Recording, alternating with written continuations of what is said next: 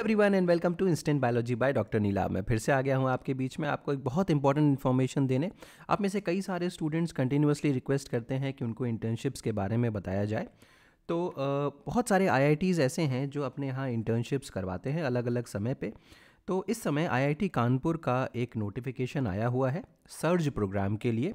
Surge का मतलब क्या है? Student under graduate research graduate excellence programme. और ये सर्च प्रोग्राम जो है आईआईटी कानपुर का फ्लैगशिप प्रोग्राम है और ये जो है 8 मई 2006 से शुरू हो चुका है। मतलब ये हर साल ऑर्गेनाइज होता है और इसमें अलग अलग डोमेन्स के अलग अलग सब्जेक्ट्स के स्टूडेंट्स पार्टिसिपेट करते हैं और बेसिकली ये एक इंटर्नशिप प्रोग्राम है। ठीक है, अब इस प्रोग्राम का जो ऑब्जेक्टिव है वो क्या है? बेसिकली अंडर ग्रेजुएट रिसर्च को प्रमोट करना, कल्चर ऑफ रिसर्च को प्रमोट करना और इंटरडिसिप्लिनरी एजुकेशन को बेसिकली नए जनरेशन में लेकर के आना। तो ये सारे के सारे यहाँ पे ऑब्जेक्टिव्स हैं। अपार्ट फ्रॉम दैट स्टूडेंट्स को हैंड्स ऑन एक्सपीरियंस प्रोवाइड किया जाए, उनको नॉलेज दी जाए, आईआईटी कानपुर के एजुकेशन सिस्टम को उनको एक्सपोज किया जाए, वहाँ पे फैकल्टीज़ के अंडर में उनको काम करने को प्रोवाइड किया जाए। तो ये सारी की सारी चीज़ें जो हैं ये एक बहुत ही बेनिफिशियल एक पूरा ओवरऑल एक एक्सपोजर देती है स्टूडेंट्स को। तो प्रोग्राम बेसिकली किसके लिए होता है? तो this programme provides an opportunity to under graduates and MSc first year students. तो अंडर ग्रेजुएट स्टूडेंट्स और एमएससी फर्स्ट ईयर स्टूडेंट्स जो आईआईटी कानपुर के हैं, नॉन आईआईटी कानपुर के हैं और इसके अलावा जो सार्क कंट्रीज़ के भी जो स्टूडेंट्स हैं और वो चाहते हैं अगर अप्लाई करना तो वो अप्लाई कर सकते हैं। ये प्रोग्राम जो है 8 वीक्स का है एंड ये लगभग सेकेंड वीक ऑफ मई से शुरू होता है और सेकेंड वीक ऑफ जुलाई तक हर साल चलता है। तो ये बेसिक एक आइडिया हो गया। अपार्ट फ्रॉम दैट स्टूडेंट्स के बीच में कंपटीशन लाने के लिए सर्च जो है वो अवार्ड्स को भी देता है। For example doctor Elizabeth and doctor Varkey Cherian award for best poster and best project, best project award for engineering, best project award for sciences. इस तरीके से बहुत सारे अवार्ड्स यहाँ पे अवेलेबल हैं। ठीक है, तो ये आप ध्यान दीजिएगा, जितनी भी फैकल्टीज़ हैं ना यहाँ पे, जितने भी डिपार्टमेंट्स हैं, उन सभी में आप यहाँ पे अप्लाई कर सकते हैं अपनी ट्रेनिंग के लिए, अपनी इंटर्नशिप के लिए। अबाउट अस में आप चाहें तो जा करके देख सकते हैं। बेसिकली यही सारी की सारी बातें जो मैंने आपको यहाँ पे बताई है वही अबाउट अस में मेंशन्ड है। लेकिन मैं अभी सर्च 2024 के बारे में आपसे बात करने वाला हूँ। तो सर्च 2024 में इंपॉर्टेंट डेट्स को देख लीजिए। इंपॉर्टेंट डेट्स की बात करें तो फरवरी 6 से इसका ओपनिंग हो चुकी है। ओपनिंग ऑफ ऑनलाइन रजिस्ट्रेशन फरवरी 6 से।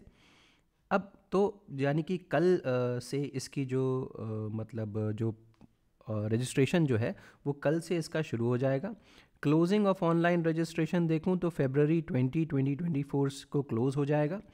शॉर्ट लिस्टिंग ऑफ कैंडिडेट की बात करूं तो 3rd week of March short listing हो जाएगी। Result announcement last week of March हो जाएगा और सर्च इनाग्रेशन जो है 2024 का वो 10 मई 2024 को हो जाएगा।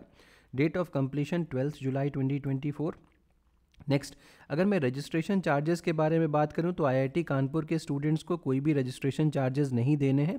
नॉन आईआईटी कानपुर के स्टूडेंट्स को 750 रुपीज़ नॉन रिफंडेबल देने होंगे और वहीं जो administrative charges payable after declaration of the list of selected participants, अगर आप सेलेक्ट हो जाते हैं तो जो चार्जेस हैं वो आपके 3,000 रुपये हैं नॉन रिफंडेबल आईआईटी कानपुर के स्टूडेंट्स के लिए और 4,000 rupees non refundable non IIT Kanpur के स्टूडेंट्स के लिए। अपार्ट फ्रॉम दैट जो स्टे वगैरह के जितने भी चार्जेस होंगे, बोर्डिंग या लॉजिंग एक्सपेंसेस स्टूडेंट्स को ही बेयर करने पड़ेंगे। आईआईटी कानपुर उसमें रिस्पॉन्सिबल नहीं होगा। तो ये इंपॉर्टेंट डेट्स हो गई। आइए बात कर लेते हैं एलिजिबिलिटी के बारे में। अब जैसे कि मैंने आपको बताया था कि सार्क कंट्रीज़ के भी स्टूडेंट्स जो हैं वो एलिजिबल हैं। अब देखिए, apart from this SAARC countries के स्टूडेंट्स के लिए 4 सीट्स वेकेंट है। 4 students from SAARC countries are allowed to participate in the search programme.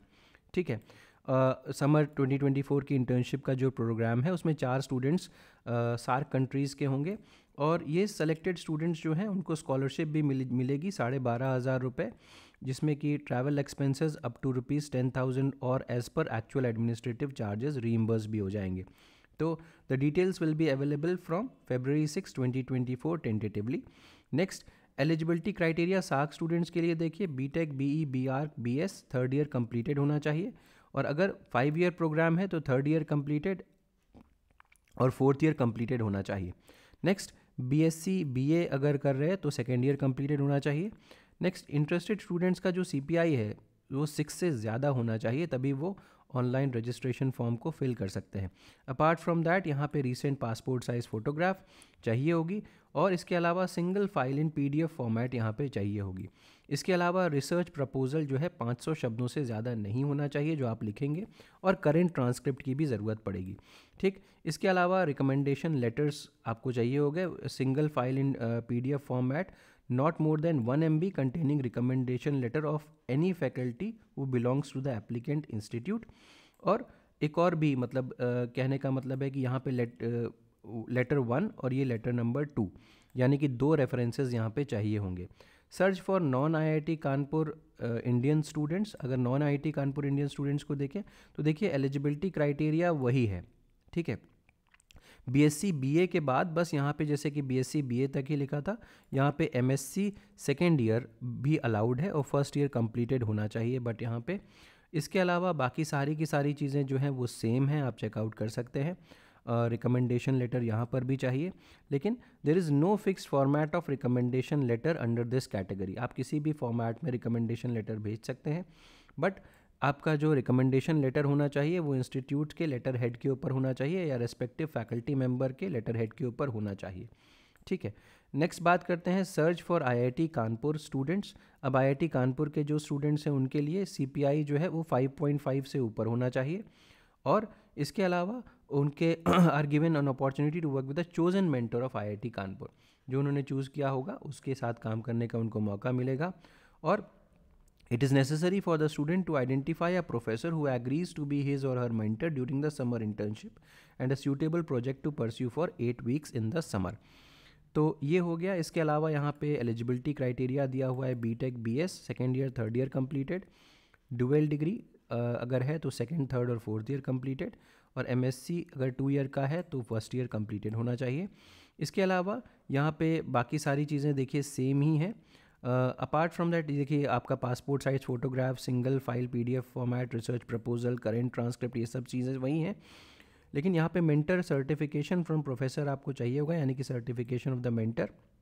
इसके अलावा लेटर ऑफ रिकमेंडेशन यहाँ IIT कानपुर के स्टूडेंट्स के लिए नहीं चाहिए। However, the name of 2 potential referees IIT Kanpur faculty is to be mentioned mandatorily। आपको लेटर ऑफ रिकमेंडेशन नहीं चाहिए, बट पोटेंशियल रेफरीज के नाम ज़रूर यहाँ पे आपको देने होंगे। इसके अलावा IIT Kanpur participants are not permitted to undertake summer course and search 2024 project simultaneously. तो इनका समर कोर्स भी चलता है, अगर वो भी पार्टिसिपेट कर रहे होंगे तो दोनों चीज़ें साथ में नहीं कर सकते। तो ये एलिजिबिलिटी हो गया। फंडिंग की अगर मैं बात करता हूँ तो फंडिंग देखिए, जो funding from search institute funded category की बात करूँ तो जो इस कैटेगरी में स्टूडेंट सेलेक्ट होंगे इंस्टीट्यूट फंडेड कैटेगरी में, उनको स्टाइपेंड मिलेगा 12,500 रुपये का। इसके अलावा अगर मैं funding from the IIT Kanpur project यानी कि प्रोजेक्ट फंडेड कैटेगरी की बात करें तो student selected under this category will be receiving funding directly from the faculty members. Self funded की बात करता हूँ तो ऐसे स्टूडेंट्स को अपना जो भी अपना एक्सपेंसेस होंगे वो खुद बेयर करना पड़ेगा, उनको कोई भी फंडिंग नहीं मिलेगी। फंडिंग फॉर सार्क पार्टिसिपेंट्स तो जैसे कि मैंने बताया स्कॉलरशिप 12,500 रुपये। Administrative charges and travel expenses up to 10,000 rupees will also be reimbursed. और इंडस्ट्री IIT कानपुर का जो अगर टाई अप है तो अगर इस कैटेगरी के थ्रू स्टूडेंट्स यहाँ पे सिलेक्ट हो रहे हैं तो वो रियल वर्ल्ड प्रोजेक्ट्स के ऊपर काम करेंगे and stipend will be paid from the industry, ठीक है। तो ये हो गया, फंडिंग तक की बात हो गई। अब हाउ टू अप्लाई की बात करते हैं। अब देखिए यहाँ पे हाउ टू अप्लाई में eligible candidates are required to register online through our website.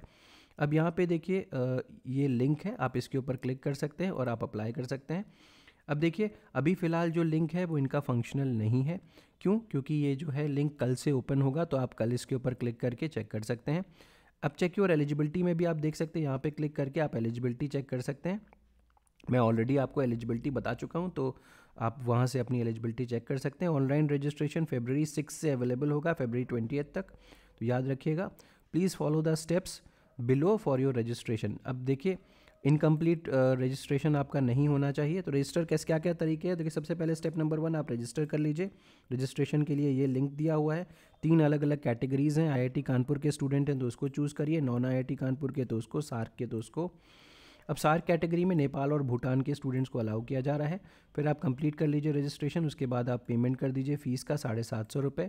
Next, before going to the payment process please go through the payment procedure. अब यहाँ पे क्लिक करके आप पेमेंट प्रोसीजर को देख लीजिए, उसको फ़ीस पे कर दीजिए, रजिस्ट्रेशन फ़ीस।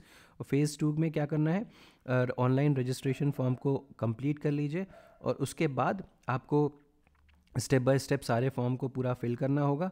और फिल करने के बाद जो भी लास्ट में आप अपने जो भी रिकमेंडेशन सर्टिफिकेट वगैरह आपको यहाँ पे भेजना होगा, यहाँ डायरेक्टली मेल करवाना होगा, यहाँ पे ये मेंशन्ड है PDF फॉर्मेट में। ठीक, तो ये सारी की सारी चीज़ें हो गई। आप कल से इसको ओपन कर सकते हैं, कल से ये ओपन होना शुरू हो जाएगा।